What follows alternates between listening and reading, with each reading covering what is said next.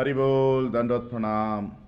श्रीमद् भागवत महापुराण के पहले स्कंद में आया है कि महर्षि देवर्षि नारद जी अपने पूर्व जन्म में एक दासी पुत्र थे।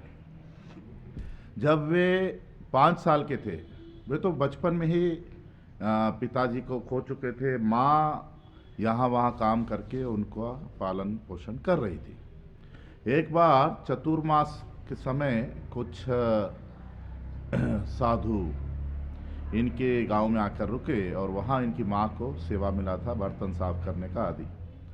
तो ये 5 साल का नारद साधुओं को दर्शन करने आता, तो वे लोग अपना उच्छिष्ट प्रसाद इसको देते, इस पर कृपा करते।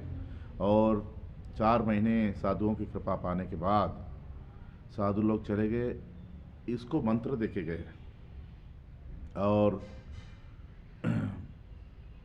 इसकी माँ का भी उसी समय देहांत हो गया।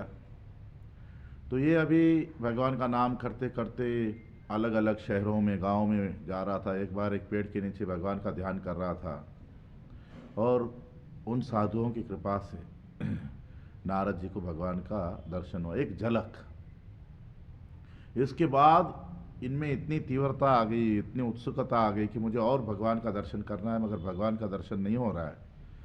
और इनकी जो हड़बड़ाहट है, भगवान भी वहाँ एक आकाशवाणी हुई कि नारद, अभी तुझे इस जन्म में मेरा दर्शन नहीं होंगे, मगर अगले जन्म के बाद तुम मेरे साथ रहोगे, मेरे पार्षद बनोगे। यहाँ पर एक सवाल आता है कि उस जन्म में नारद जी को फिर से भगवान का दर्शन क्यों नहीं हुआ।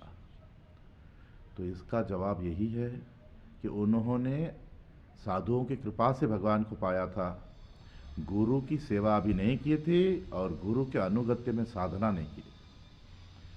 तो क्यों जरूरी है गुरु के अनुगत्य में साधना करना और गुरु के अनुगत्य में गुरु की सेवा करना। गुरु भगवान के विग्रह है, सेवा विग्रह। तो जब हम भगवान की गुरु की सेवा करते हैं तो भगवान गुरु के थ्रू अपनी सेवा स्वीकार करते। दूसरी, हम जीव में अभी अनर्थ है, वो अनर्थ साधना करने से, गुरु की कृपा मिलने से ही जाएंगे और तब हम भगवान के पार्षद बन सकते हैं, भगवान के जगत में नित्य निवास कर सकते हैं। तो हमारे लिए बहुत बहुत जरूरी है एक आध्यात्मिक गुरु को स्वीकार करना और उनके अनुगत्य में रह के भजन करना। हरि बोल, दंडवत प्रणाम।